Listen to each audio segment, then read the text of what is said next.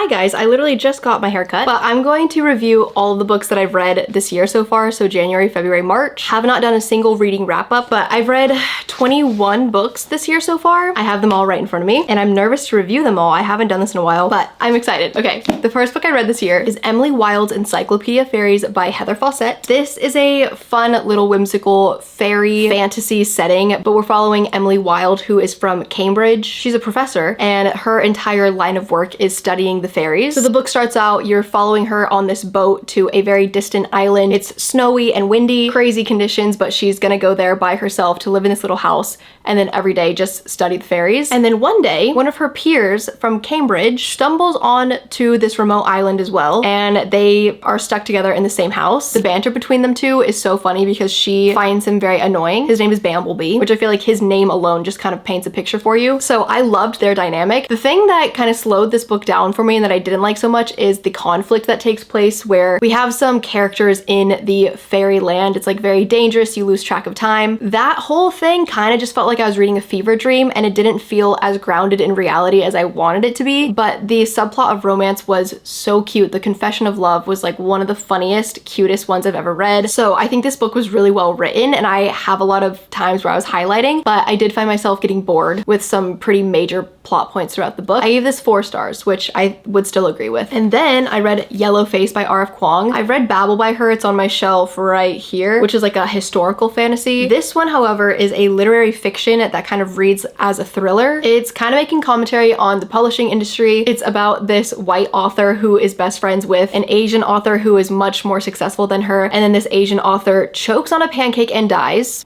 And the white author is in her apartment when it happens, and she sees a manuscript that is unfinished, so she decides to take it from her, change up a few things, publish it herself, change her last name to Song so that it's more racially ambiguous, and she finds a lot of success with that. But then people online start putting the pieces together, and you're just following her inner monologue as she's like defending herself, even though she's clearly in the wrong. And that's why it kind of gives thriller vibes, because you hate the main character as you're reading it. And I love this book. Like, there was not a moment where I was bored. I, at all points, was entertained. And it's also really funny because you can tell that the author disagrees with the main character that she's writing, but she writes the main character so well that it's believable that this girl actually believes her own lies, which is just thrilling. But it does get very woo-woo at the end. Like, I feel like R.F. Kuang was like, okay, I've put myself into this hole writing this book. How do I get this main character to the conclusion? And the way that she did it was so random and weird and felt like a dream. But overall, 4 stars. Super interesting. If you're like a avid book reviewer or you like to watch book reviews, I feel like you would probably like this book. Okay, the next 3 books I did not read chronologically, but I'm just going to review them all at once because they're all by Sarah J. Maas. I read House of Sky and Breath. This is the second book in the Crescent City series. As you can see, I have all of her series right here. This book was even less enjoyable than the first one in the series, and I didn't even enjoy the first one that much. I think one of the biggest reasons I dislike this series, the female main character in this book, her name is Bryce, and if you read Throne of Glass or ACOTAR, I personally loved Feyre and loved Celaena Sardothien, especially Celaena from Throne of Glass. I feel like she is everyone's favorite character from any Sarah J. Maas book, and the reason you like her so much is because you see her struggles,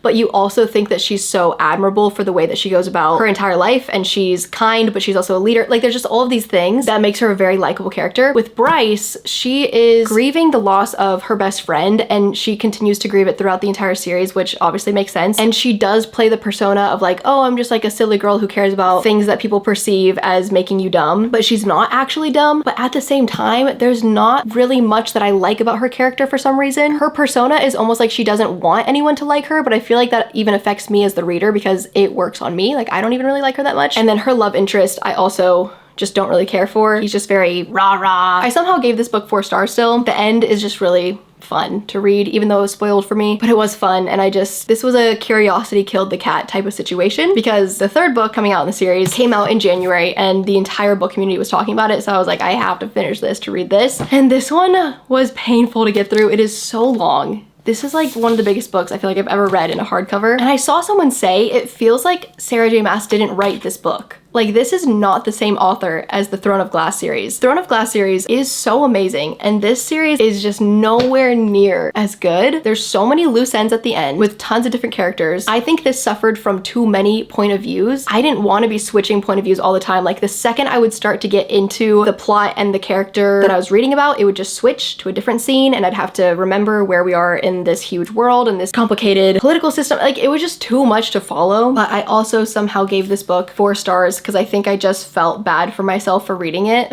because it's so long. But looking back, it just was not that good. This whole series is like a 3 stars for me. And then A Court of Silver Flames, the last book so far in the ACOTAR series, I had not finished. I got like 200 pages into it a year and a half ago, so I decided to just finish it before reading the Crescent City series. And this book just did not have enough action for me. All of the action happens at the end, and that's when I really enjoyed the book, but the whole middle is just very repetitive. It's her relationship with another character, and they just want to, you know what I'm talking about. Yeah, they just wanted to paw at each other, we'll say, throughout this entire book. Spock is crying behind my back. I gave this book 3.5 stars. The Wishing Game by Meg Schaefer. This is a literary fiction, magical realism type of book, and I'm really glad that I read it. It's really short, and I feel like people who, I feel like if you have a mom or an aunt in your life, they read this genre, if that makes sense, but I am finding myself liking those books a lot more. And this one is just very heartwarming. It's about an author who has made this very popular book series, but he hasn't published a new one in a very long time. So he decides to publish a new one, but he's only going to make 1 copy, and he's going to invite all of his biggest fans to the island that he lives on to participate in a competition to have that original manuscript that he made. And the main person we're following in the book is Lucy. She's this teacher who really wants to adopt a kid who's in her class who's kind of overlooked in the foster homes that he's in, but she doesn't have enough income to do so. And I'm sure you can just foresee why that would be a heartwarming book, but it's also really fun. It's got some games. It's kind of like Knives Out in the way that there's like an old man who has his games for you to play, and he's also kind of like this father figure in a lot of people's lives who he doesn't know personally.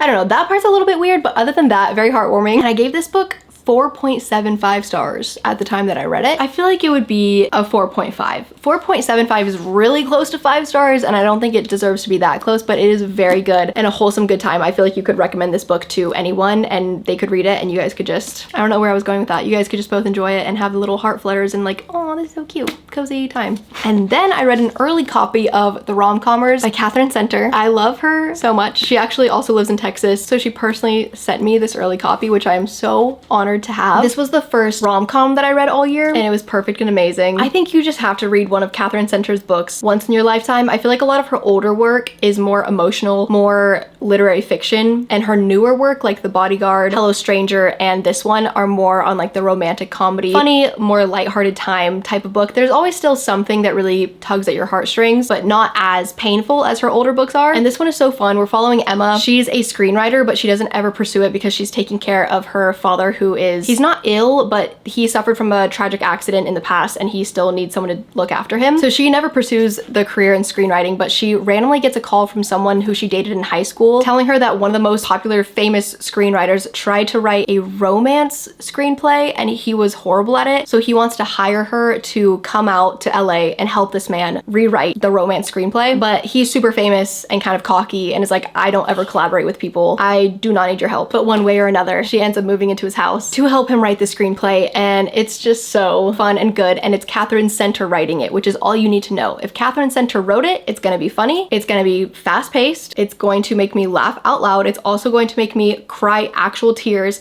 but then also make me laugh again after crying those actual tears. 4.75 stars. Highly recommend when it comes out, which is like in May, unfortunately, but not too far away. And then I read Butcher and Blackbird by Bren Weaver. I think I was in a romance mood after reading this book, but these 2 books could not be more different. This one is 2 serial killers who fall in love, but they only kill people who are worse people than them, I guess. I feel like I should have just stopped reading it after the first chapter because it starts off gruesome. Like, there's just a scene that's so gross to read because we're reading about serial killers, okay? And she does not shy away from those scenes. I should have just stopped there, but I didn't. I read the entire thing. I think this has been, is this my 4th year? Yeah, I think this is my 4th year of reading in adulthood, and I have never read a book with a spy scene as long as it was in this book. It was 30 straight pages. Like, I'm not exaggerating. If you're new here, I try to find books that don't have spice. A lot of them still do because they're in like every book ever, especially if you like romance. But this one, because of that, not for me. But I do think the author's talented. So I'm not knocking the book as a whole. Like, I understand why people like the book because it's well written, it's fast paced, there's action, there's something happening on every page. And I even did like when they were being romantic. Yeah, as a whole, would never have picked up this book had I known that going into it. And then I read Same Time Next Summer by Annabelle Monaghan. This is my second book by this author, and I just really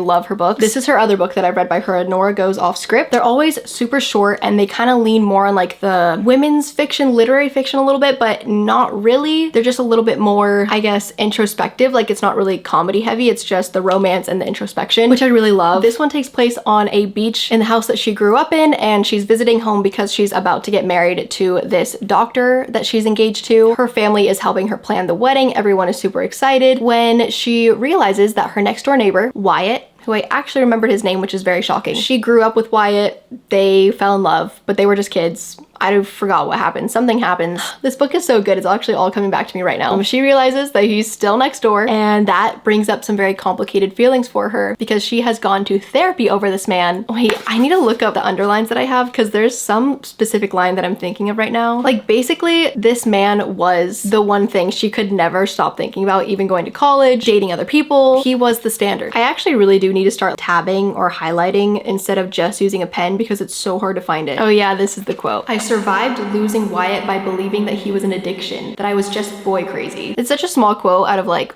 what I was picturing in my head, but just how she describes like trying to get over this boy, you're just yearning for them and rooting for them so hard. And I know sometimes it's weird in books whenever they're already in a relationship and it's not the relationship that you're rooting for, but she really did it well in this book where it didn't make her seem like a callous person for her feeling torn like this because of how the person that she's engaged to, you just don't end up really liking him very much, and you can tell that she chose him for a certain reason, and you'll just see if you read the book. This was like 4.5 stars to me. I actually really love this book, and looking back at what I underlined, it's just reminding me how great this book was, so I also highly recommend this one. Okay, those are the books that I read in January. I feel like I'm trying to talk so fast that I am not even making any more sense. But I read Bride by Ali Hazelwood the day it came out. This book and another one that I read by her this year has just really solidified how much I love her as an author. The thing that I used to feel about her is that I really did love her books, but the spicy scenes were like way more spicy than like an Emily Henry book, so I kind of thought of her in a different category, if that makes sense, but she just writes so well. Like, I hate that she writes so well because I love it. This is her first fantasy-esque book,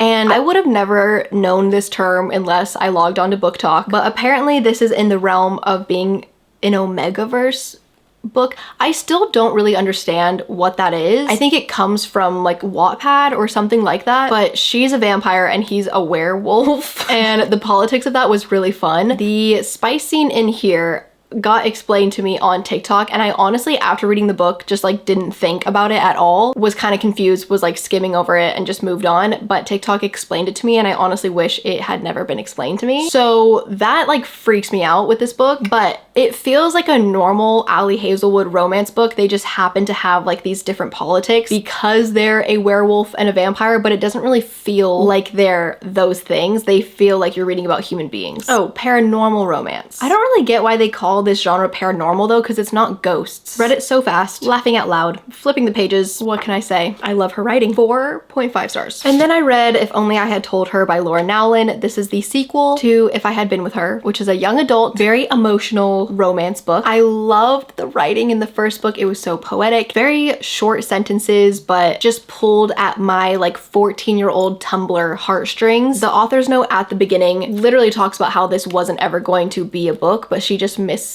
the characters so much that she wanted to keep writing about them, and it just feels like one of those things that shouldn't have been continued, you know? Which feels really mean to say because I remembered how much I loved the characters in the first book from reading this one, but after the first third of this book, I could have been good to go. Like, I could have just gotten Finn's perspective, which in the first book you get Autumn's perspective, but after that I would just do without reading the rest of it. I did not like it. It's fast to read regardless because it's YA. The text is huge. Yeah, I gave this like 3.5 stars, which is really high, but it's just because it's the same characters from the book that I loved so much that was a 5-star. So it's not really a 3.5. It's just like a hi Autumn, hi Finn, missed you guys type of vibe. You know, this makes so much sense that I got into a reading slump reading all these books, but it makes sense also why I thought I would like them. I read Wildfire by Hannah Grace. This is the same author that wrote Icebreaker, which was like one of the most popular book talk romance books. I never actually ended up reading that one because it's known for being really spicy, but I heard that this one is not nearly as spicy as Icebreaker. And this one is set at a camp between two college students who are camp counselors together, and I was going to a cabin in Montana, so I just thought I'm in my kind of romancy mood based on the past 5 books that I read. So I'm in the mood for a romance and I want something that's like on theme with Montana, so I picked this one up, and it took me so long to get through because I just did not like her writing at all, and overall I gave it like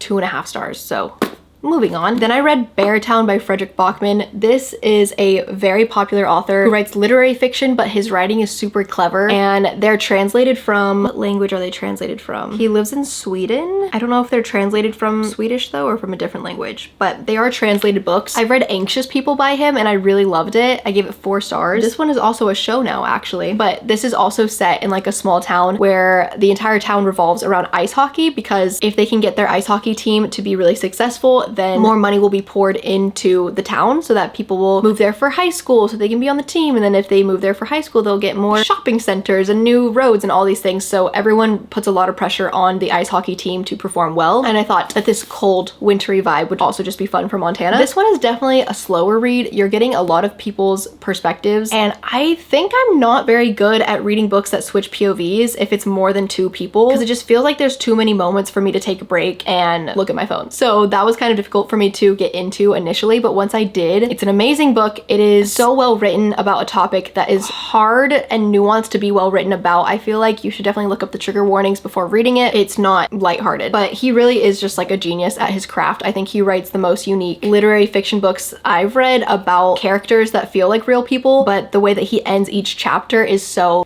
bookmarked and stamped as like he makes a statement at the end of all of them, or he connects the characters in a crazy way. Just something that feels very like put together and well crafted. So I think I gave this 4 stars again. Okay, next I read 2 classics. If you watched my reading Taylor Swift's favorite books video, this is where those books reside. But the first one being The Great Gatsby by F. Scott Fitzgerald. As you can see, I was never forced to read this one in high school, which I'm honestly grateful for because I got to read it of my own volition, which I feel like always makes you enjoy something more. I read it in a day. Such an easy classic to read. Highly recommend if you don't read classics ever like me. I took it to the park to read outside and sunbathe, and I ended up getting so sunburned because the book was so good that I sat out there for 2.5 straight hours and just finished the entire thing. I had my headphones on, I was listening to music, but for some reason if I listen to music while I'm in the middle of a park, there's so many people around that I feel like I don't even hear what's in my ears. It's just like nice vibe setting, I guess. But yeah, I thought the writing was beautiful and it just put me in this little serene trance. But also I had no idea what to expect the entire time because I've never even seen the movie. So I gave this 5 stars in that video, and I feel like it could be that. Like I think I would definitely reread this book, and it just has that energy where like it needs to be reread and re-examined and to fall more in love with the characters and see something different each time in the book. I think it has that potential, and that's why I gave it a 5 star, but at this point in time, it's a 4.5 with the potential of being a 5 if I reread it. And then I never thought I would read this book. I didn't even know it existed, but that is Rebecca by Daphne du Maurier.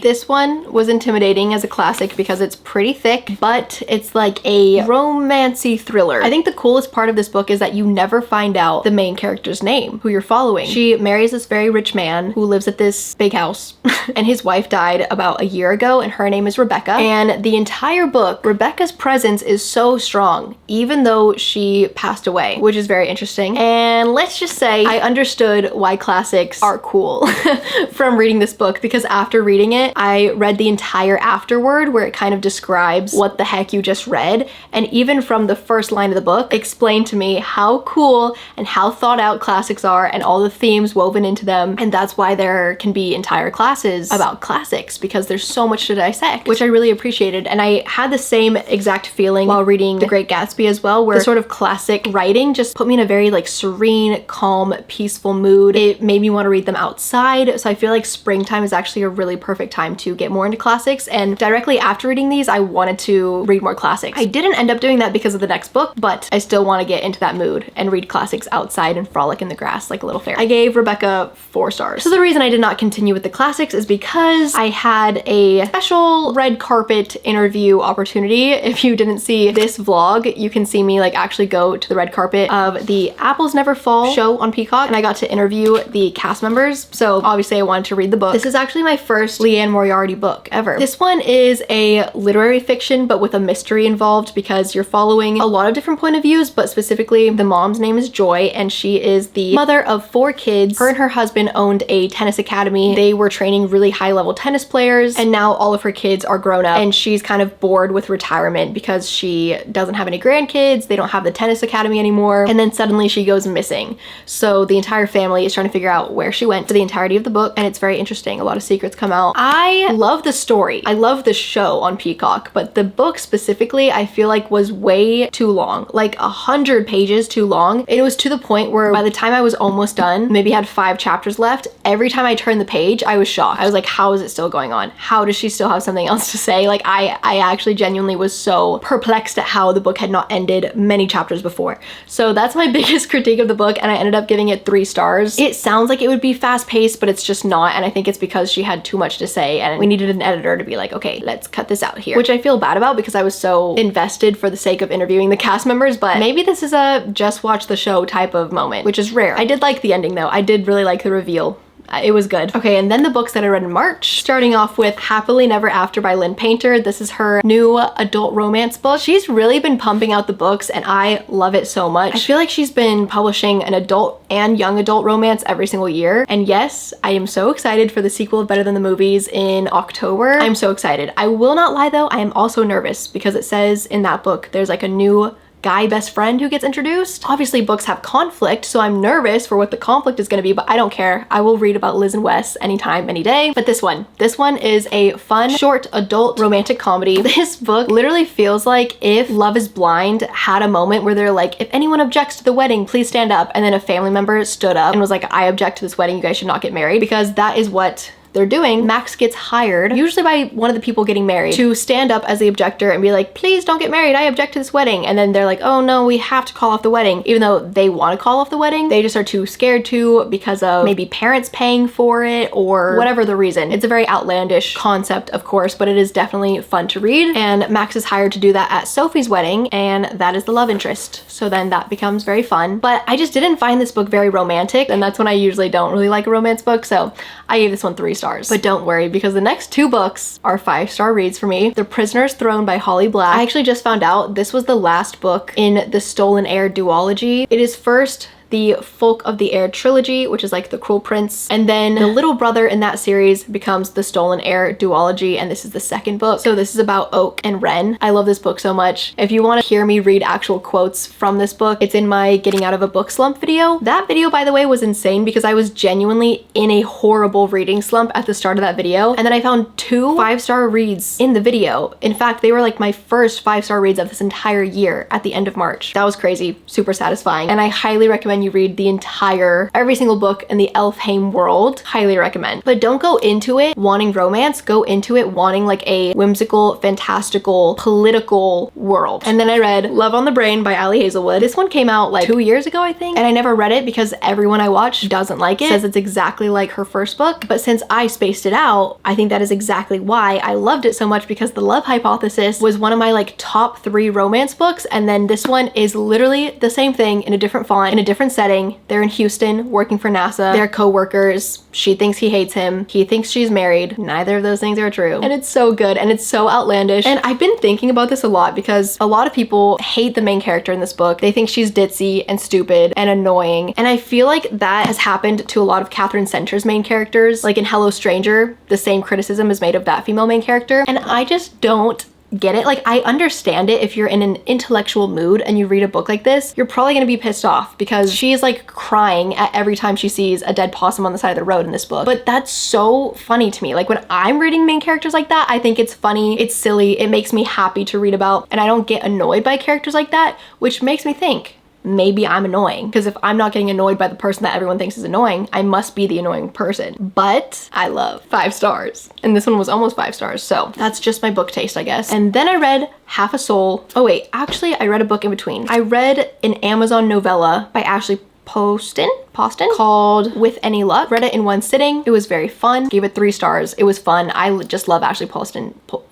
And then I read Half a Soul by Olivia Atwater. I read this because I love the Cruel Prince trilogy so much, and people were saying that this one is similar. This is a Regency romance, but in a fairy type of world where there's like the human world and then the fairy world, and they don't mix very well. Kind of similar to Encyclopedia Fairies actually. And I don't know what it is, like the way that the Cruel Prince trilogy is written where they're in like a fairy realm just feels so different than these books. These ones feel more fake and kiddish and like fever dreamy. Holly Black, the way that she writes those books, it just feels more grounded in reality in some way. I really don't understand how that's possible, because actually I do know how that's possible. The way that she writes fairies in the Cruel Prince trilogy, they have human-like characteristics. Like, you know things about their past and their life, whereas in these books, they're just like monster type characters. So yeah, I think that's the reason I don't like them as much ever. So I gave this one 3 stars. It wasn't bad by any means. I understand why people would really like them. I had some moments where I wanted to underline, never stood up to pick up my pen, so didn't want to underline that bad. Good way for me to see if I like Regency romances, because I always feel like I might, but this one I did not particularly love. These are all the books that I read in 2024. I've kind of been in more of a romance literary fiction mood so far. Please let me know your favorite book that you've read this year. Ooh, what's my favorite book that I read this year? These are my favorites from this pile. We're on the up and up. Thanks for watching this. I'll see you guys on my main channel, Instagram, TikTok, or somewhere else on the internet. Bye!